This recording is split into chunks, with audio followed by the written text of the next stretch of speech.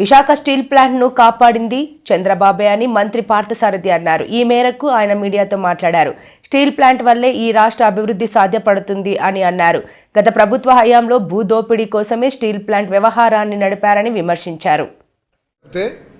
దాని యొక్క సామర్థ్యాన్ని పూర్తిగా పరిగణలోకి తీసుకోకుండా కానివ్వండి, లేదా ఏదైనా కానివ్వండి, కేంద్ర ప్రభుత్వ పాలసీలో భాగంగా ఈ ప్రాజెక్ట్ని ప్రైవేటైజ్ చేయాలని చెప్పేసి 100% ఈక్విటీని విత్డ్రా చేయాలని చెప్పేసి కేంద్ర ప్రభుత్వం ఒక నిర్ణయం తీసుకుంది. ఎకనామిక్ అఫైర్స్ కమిటీ 2021లో ఒక నిర్ణయం తీసుకుంది. అప్పటి నుంచి మళ్ళీ ఉత్తరాంధ్ర ప్రజలు కానివ్వండి, ఆనాడు ప్రతిపక్షంలో ఉన్న తెలుగుదేశం పార్టీ కానివ్వండి, జనసేన కానివ్వండి, ఉక్కు కార్మికులు, విశాఖపట్నం స్టీల్ ప్లాంట్ కార్మికులు కానివ్వండి, కార్మికులు అయితే దాదాపు 1400-1500 రోజులు కంటిన్యూగా చరిత్రలో లిఖించదగ్గ విధంగా పోరాటం చేసిన విషయం కూడా మనందరికీ తెలుసు. తెలుగుదేశం పార్టీ మొట్టమొదటి నుంచి కూడా దీనికోసం పోరాటం చేస్తూనే ఉంది.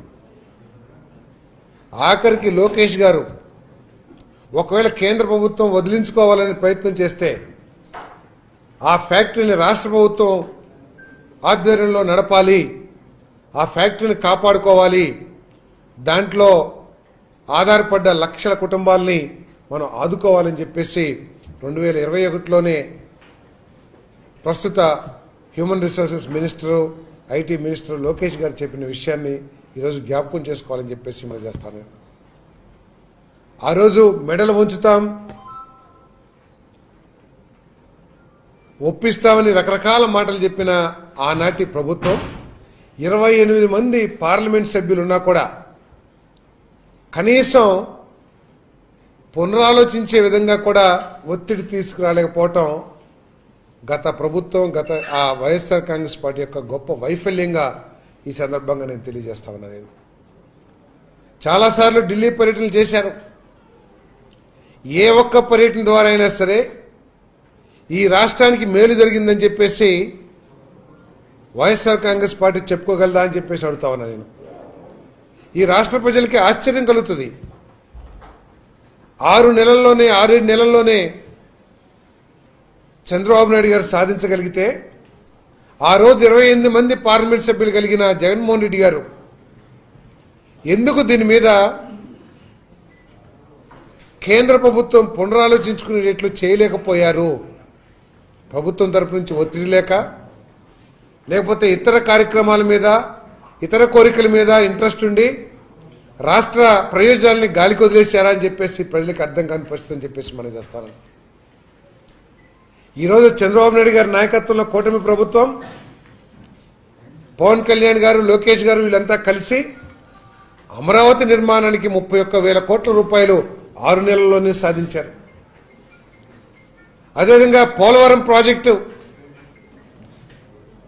వాళ్ళు ఎన్ని విధ్వంసాలు చేసినా, ఎన్ని వైఫల్యాలు చెందినా దాన్ని మళ్ళీ పునఃప్రారంభించడం, దానికి ఒక టార్గెట్తో దాన్ని కంప్లీట్ చేయగలం అనే నమ్మకాన్ని ప్రజలకు కలిగించడమే కాకుండా దానికి కావాల్సిన నిధులు కూడా కేంద్ర ప్రభుత్వం నుంచి సాధించుకున్నారు. మరి గత ప్రభుత్వం ఏం చేసింది? ఢిల్లీకి వెళ్ళటం రావటం, వెళ్ళి ఏమడిగారు? రాష్ట్ర ప్రయోజనాల గురించి ఢిల్లీ పర్యటనలు చేశారా, లేక కేవలం స్వార్థ ప్రయోజనాల కోసమే ఢిల్లీ పర్యటన చేశారో ఈరోజు ప్రజలందరూ కూడా తెలియజేయాల్సిన అవసరం ఉందని చెప్పేసి కూడా మనం చేస్తాను. ఈరోజు నిజంగా స్టీల్ రంగంలో చారిత్రాత్మక దినంగా నేను మనవి చేస్తాను, చారిత్రాత్మక సంఘటనగా. ఎందుకంటే ఒక బలమైన కేంద్ర ప్రభుత్వం తాను తీసుకున్న నిర్ణయాన్ని పునఃపరిశీలించి మళ్ళీ తన నిర్ణయాన్ని రివర్స్ చేసిన దాఖలాలు చాలా తక్కువగా ఉంటాయి. ప్రైవేటైజేషన్ పాలసీని కొనసాగిస్తూ దాంట్లో కేవలం steel plant Visakhapatnam steel plant ఒక్కదాన్నే ప్రైవేటైజేషన్ నుంచి పక్కకు పెట్టి దాన్ని మళ్ళీ ఎస్టాబ్లిష్ చేయడానికి 11,400 కోట్ల రూపాయలు శాంక్షన్ చేయటం అనేది ఇది చంద్రబాబు నాయుడు గారి నాయకత్వానికి, చంద్రబాబు నాయుడు గారి నాయకత్వం పట్ల కేంద్ర ప్రభుత్వానికి ఉన్న నమ్మకానికి తార్కాణం అని చెప్పేసి ఈ సందర్భంగా నేను తెలియజేస్తా ఉన్నా. నేను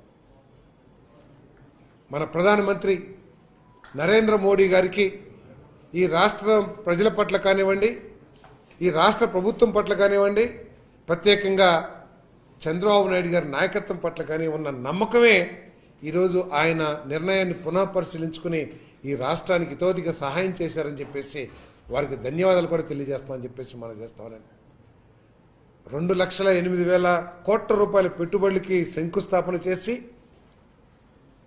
మన ముఖ్యమంత్రి గారి ప్రయత్నం కానివ్వండి, వారు చేసిన ఒత్తిడి కానివ్వండి, లేదా రాష్ట్ర ప్రజల సమస్యల్ని, రాష్ట్ర ప్రజల మనోభావాల్ని ఆయనకు చెప్పడం కానివ్వండి, ఢిల్లీకి అనేక సార్లు వెళ్ళి ఈ ఉక్కు అనేది మాకు సెంటిమెంటల్ విషయం, ఆంధ్రులకి ఇది పోరాడి సాధించుకున్న ప్రాజెక్టు, దీన్ని దయచేసి మళ్ళీ ఎస్టాబ్లిష్ చేయండి అని చెప్పేసి కోరిన మీదట ఈరోజు ఈ కేంద్ర ప్రభుత్వం ఈ నిర్ణయం తీసుకుందని చెప్పేసి నేను మనవి చేస్తా ఉన్నాను. నేను ఈరోజు ఇది సాధించటంలో కార్మికుల పోరాటం కానివ్వండి, వీరి మరి అదేవిధంగా ఉత్తరాంధ్ర ప్రజల పోరాటం కానివ్వండి, మరవలేనిదని కూడా ఈ సందర్భంగా నేను తెలియజేస్తా ఉన్నాను. నేను కాబట్టి చంద్రబాబు నాయుడు గారి నాయకత్వంలో ఈ రాష్ట్రం గొప్ప అభివృద్ధి చెందుతుంది అనే విషయంలో ఎటువంటి అనుమానం లేదు. ప్రజలందరూ కూడా ఈరోజు ఏ విధంగా అయితే పెట్టుబడిదారులు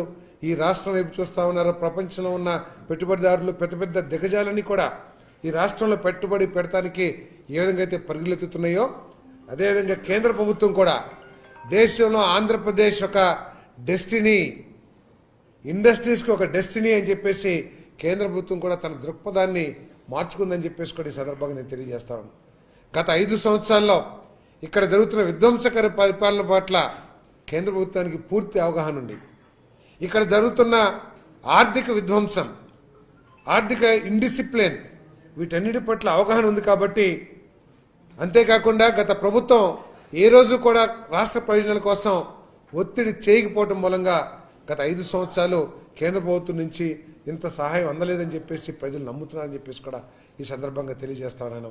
మరి కేంద్ర ప్రభుత్వానికి, ప్రత్యేకంగా ప్రధానమంత్రి గారికి, అమిత్ షా గారికి, స్టీల్ మినిస్టర్ గారికి, అందరికీ కూడా ఈ రాష్ట్ర ప్రజల పట్ల ధన్యవాదాలు తెలియజేస్తూ, మరి నారా చంద్రబాబు నాయుడు గారి నాయకత్వం పట్ల ఈ రాష్ట్రానికి మరి అదేవిధంగా కేంద్ర ప్రభుత్వానికి ఉన్న నమ్మకం ఏంటో కూడా దీంతో మరి తేటతెల్లమైందని కూడా మనవి చేస్తూ, ఈ సందర్భంగా నారా చంద్రబాబు